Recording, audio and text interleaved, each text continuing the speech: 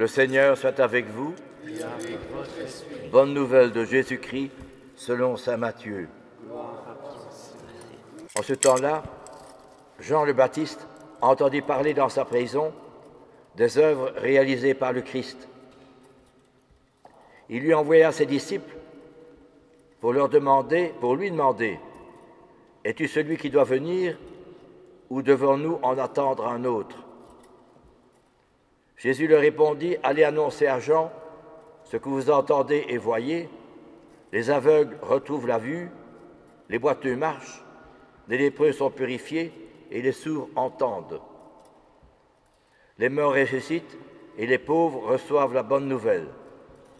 Heureux celui pour qui je ne suis pas une occasion de chute. » Tandis que les envoyés de Jean s'en allaient, Jésus se mit à dire aux foules à propos de Jean, « Qu'êtes-vous allés regarder au désert? Un roseau agité par le vent? Alors qu'êtes-vous donc allés voir? Un homme habillé de façon raffinée? Mais ceux qui portent de tels vêtements riches vivent dans les palais de rois. Alors qu'êtes-vous allés voir? Un prophète? Oui, je vous le dis, et bien plus qu'un prophète. C'est de lui qu'il est écrit, « Voici que j'envoie mon messager en avant de toi pour préparer le chemin devant toi. » Amen, je vous le dis, parmi ceux qui sont nés d'une femme, personne ne s'est levé de plus grand que Jean le Baptiste. Et cependant, le plus petit dans le royaume des cieux est plus grand que lui. Acclamons la parole de Dieu. Louange à toi, Seigneur Jésus. Qu'est-ce que vous allez voir? Un prophète. Oui, je vous le dis, bien plus qu'un prophète. Le prophète est celui qui, d'après le mot grec prophémie, celui qui parle au nom de quelqu'un. Ce ne sont pas ses idées, ses organisations, ses sentiments, sa force, mais uniquement Dieu à travers lui. Et le prophète est justement celui qui vit la transparence. C'est pour ça que Jésus répond à Jean-Baptiste qui lui demandait s'il était bien le Messie. « Allez annoncer à Jean ce que vous entendez et voyez.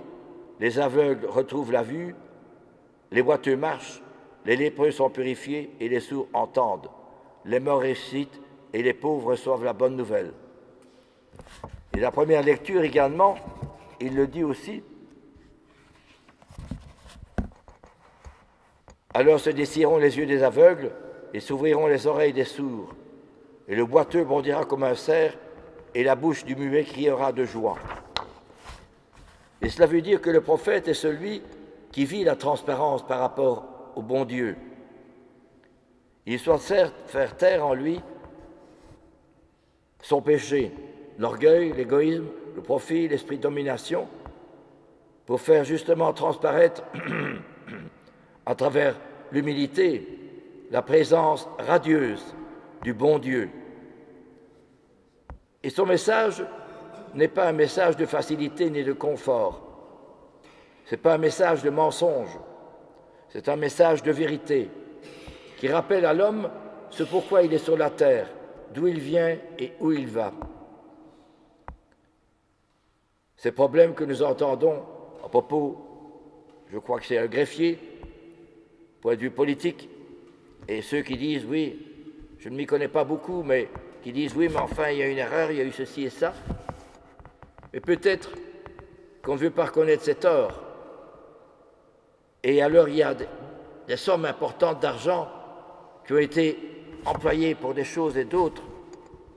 Mais où est la transparence là-dedans? Il n'est pas possible de concevoir la vérité de l'homme, ni le bonheur de l'homme sans Dieu.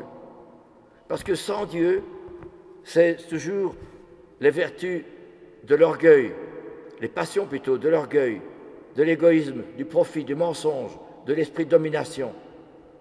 Alors on sent bien qu'il y a un dysfonctionnement entre les paroles que l'on dit et la réalité.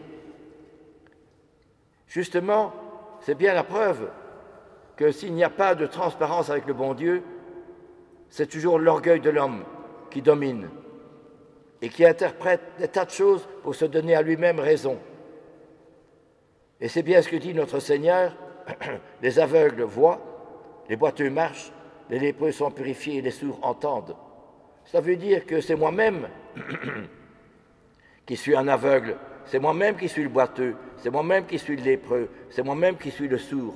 Pourquoi? Parce qu'il faut que je me change moi-même pour être transparent par rapport au bon Dieu. Eh bien, c'est cela que nous appelle l'Évangile d'aujourd'hui.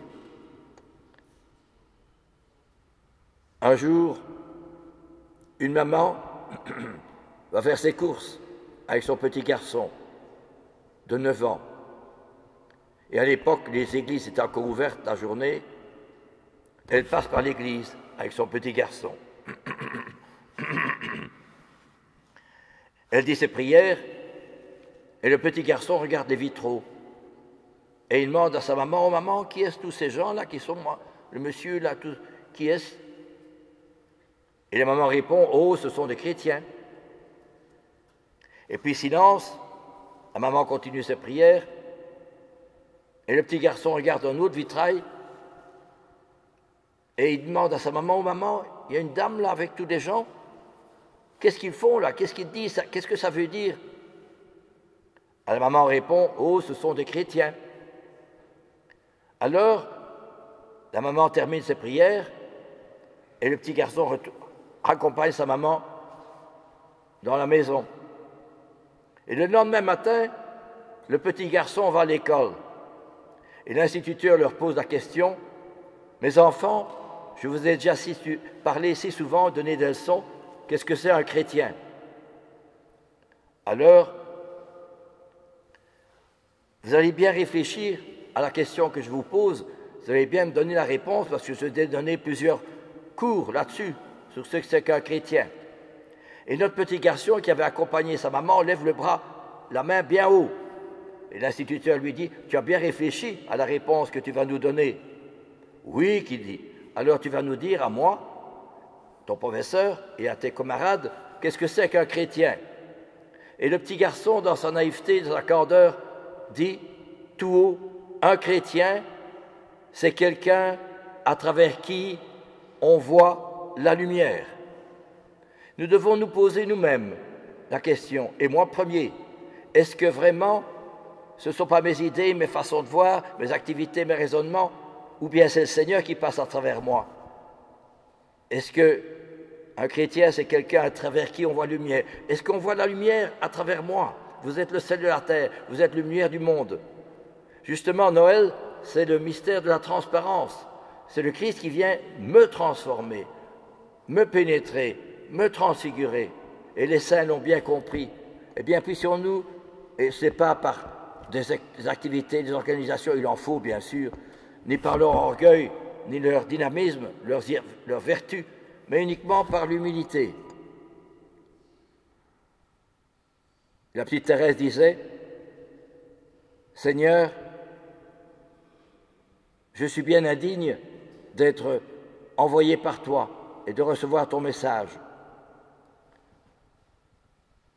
Je ne retrouve plus les paroles comme elle le disait, mais je ne suis qu'une humble et pauvre fille, une pauvre religieuse. Elle l'écrivait aussi à un prêtre.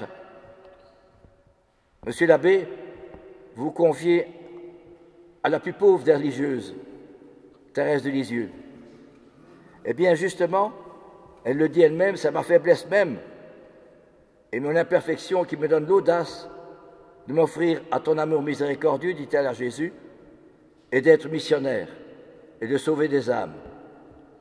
Ce qui est formidable, c'est que cette religieuse qui n'a rien fait d'extraordinaire, eh bien, elle a eu un grand rayonnement.